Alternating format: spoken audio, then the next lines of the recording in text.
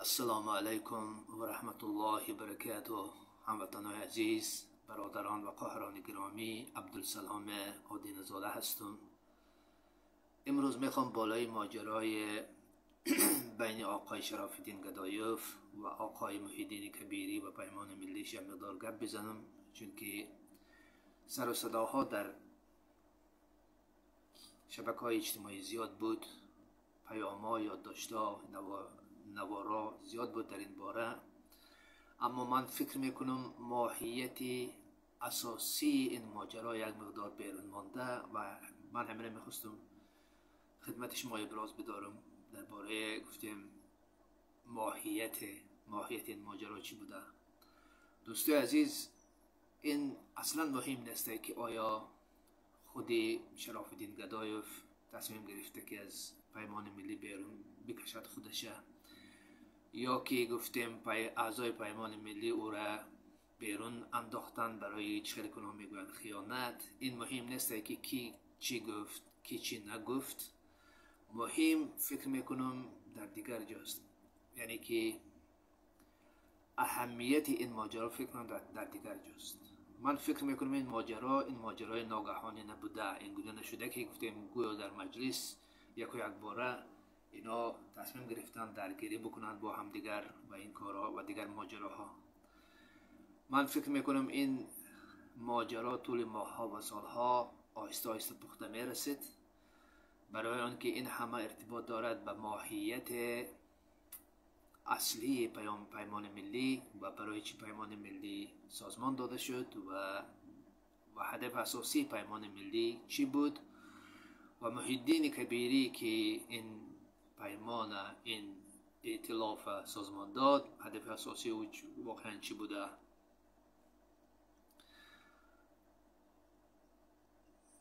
ما همه میدانیم که چقدر که داده جان عطااللهیف هم قبلا قید کرده بود، پیمان ملی ساخته شده برای حکومت ایران، نشان دادن به حکومت ایران که در گرد کبیری آدمای زیاد جمع شده اند تا حکومت ایران سرمایه گذاری سیاسی را با بالای محیدین کبیری ادامه بدهد. و برای همین قسمت اساسی پیمان ملی این اعضای حزب نهضت اسلامی و خویش اقربای محیدین کبیری هستند و همه چیز در دست اوناست که گفتیم جایی گفتیم این حیرت آور هم نیست برای هیچ کس، یعنی که پیمان ملی یک سازمان کیسه‌ای محیدین کبیری است برای به دست آوردن سرمایه از کشور ایران. و در پیمان ملی اینا میگن ما مرکز مخالفین هستیم، ما هر یک مخالف اگر خواهد که گفتیم مخالف باشد و برآمد کند باید که یک بار از نزد محیدین کبیری بگذرد. این چیز اینا قبلا به من هم گفته بودن، 3 سال قبل از اون که من اینا مرا به زندان فرستادن، اینا همین گپا را میزدن که شما باید یک بار از پیش محیدین کبیری بگذرید تا به شما اجازه بدهند که ویدیوهای شما مثلا ویدیوهای شما چی بشود نشر بشود و آدما دنبالگیری بکنند. برای همین دوستای عزیز، یعنی پیمان ملی این جای نیسته که گفتیم در آنجا مخالفین میتونن جمع بشوند و برنامه ریزی بکنند که چگونه میتونستن مبارزه برند، چگونه میتونستن با استفاده از اسبابای با استفاده از اون اینسترومنت هایی که هسته به طور رسمی، به طور گفتیم قانونی اونا تانند مبارزه برند، یک مقدار ضربه های سیاسی بزنند به حکومت امام علی رحمان و دیگر چیزها. این پیمان ملی این گونه جا نیست متاسفانه، برای آنکه در اینجا مقصد اساسی این گرفتن سرمایه گذاری از ایران و از دیگر نهادهایی که مثلا هم گفتیم نهادهای گفتیم کشورهای غربی که میتونستند گفتیم گرانت بدهند به محیدین و خویش اقرباش. یعنی که مقصد اساسی فعالیت پیمان ملی این سیاسی نیست، این همه چیز مالی است و برای همین در اینجا گفتیم کلت لیچنستی، یعنی که شخصیت پروری محیدین کبیری وجود دارد، برای اینکه همه چیز در دست محیدین کبیری است و محیدین کبیری این شخصی هست که سیاست برای او بزنس است و او قادر هست گفتیم و او قادر هست سرمایه جمع بکند از دیگر نهادهای دولتی و غیر دولتی، کشورهای مختلف و آدمای مختلف. برای همین وقتی که گفتیم اشخاص مثل شرف الدین گدایف آمدند همراه شدند با پیمان ملی، اونا شرف الدین گدایف فهمیدم که یک شخص صمیمی، یک شخص راست قول است، حق به جانب اوست. البته وقتی که این همه چیزها رو برای ما بیان کرد، من فکر میکنم وقتی که شرف الدین گدایف آمد پیوست به پیمان ملی، او چشمدار بود که مبارزه سیاسی خواهد صورت گرفت و پیمان ملی مخالفو را جمع خواهد کرد و پیشروی خواهد شد. اما گفتیم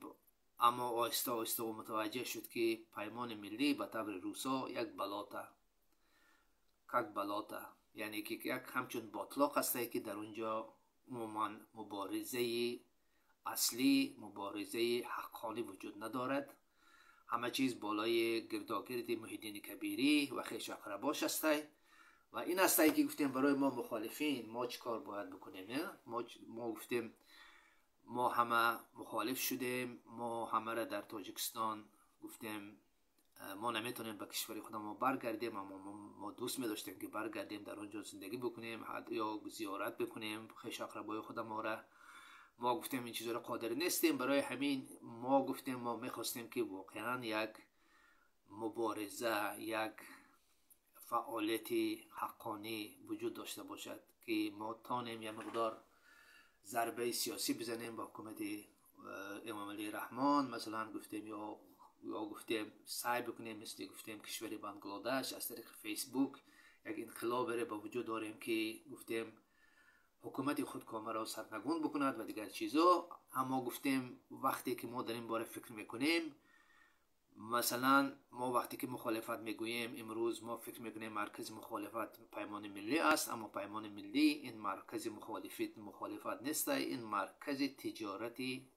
تجارتی سیاسی است که در اونجا یگانه چیزی که در اونجا کار میکنن این گرفتن مبلغ از کشور ایران و دیگر گرانت هایی که اگر اونا قادر هستند جمع بکنن از دیگر کشورهای غربی و تقسیم بین خویش اقربای گفتیم محیدین کبیری و همین از دیگر چیزا همه چیز بر دروغ است. شما اینا میبینید وقتی که با همون برآمدهای محیدین کبیری وقتی که توجه میکنید همش مثل گبزنی محیدین کبیری مثل برژنف است، یعنی که در اونجا یگان چیز صمیمیت وجود ندارد، برای اینکه عموما نقشه چیزی که آقای شرف الدین گدایف گفت نقشه برای بازگشتن به تاجیکستان وجود ندارد. اونا محیدین کبیری خویش و اقربای پرشماری خودش آورد اروپا و در این اروپا میخواد خودش جابجا کرد و میخواد جابجا بکند، بیزنس ها رو راه اندازی بکند که خویش اقرباش زندگی خویش اقرباش خوب باشد. همین است دوستای عزیز، یعنی که نظر من بالای این ماجرا و در اینجا آقای شرف الدین گدایف حق بر جانب اوست، من او را دستگیری میکنم و من متوجه شدم که این واقعا آقای یک شخصی بسیار صمیمی و شخصی که برای مبارزه هیچ چیزش در دریغ نمیدارد، یک شخص لایق مخالفت است که من تصویر میدم جوانا دنبال او بروند و اینجا ما دیگر مخالفین هم داریم. آقای داده جان عطاالله را داریم که گفتیم من قبلا یه مقدار به این نوبت نمیگرفتم و اهمیت نمیدادم که این آدم واقعا کیسته و او را تنقید هم کردم در این ویدیوهایی که فعلا چرخ میزنه در فیسبوک. اما گفتیم آقای داده جان عطاالله هم واقعا مخالف است که برای او خیش اقربا پلمان این چیزا مهم نیست. مهم برای او بازگشتن به تاجیکستان با سر بلند است. همین است، یعنی که ما مخالفین امروز باید فکر بکنیم که چگونه خود ما را پر گروه پرافکا بکنیم، از نو گروه بندی بکنیم و ببینیم که آیا از دست ما چیزی می آید یا نمی آید. آیا ما میتونیم برگردیم با سر بلند برگردیم یا که با سر خم برگردیم.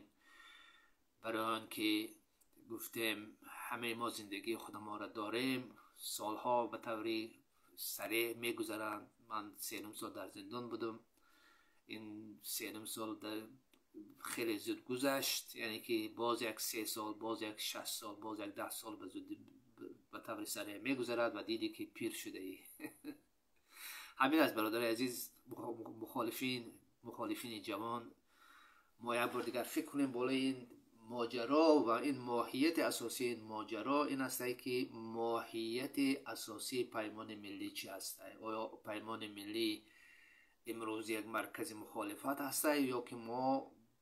فکر بکنیم درباره به هم آمدن در یک سازمان جدیدی که ما میتونستیم در آنجا این چیزای مسخره بازی که محیدین کبیری با خش اقرباش میکند نباشد. همین است برادر عزیز، دوستای محترم، سلامت باشین انشاءالله با امید دیدار در دوشنبه. السلام علیکم و رحمت الله و برکاته.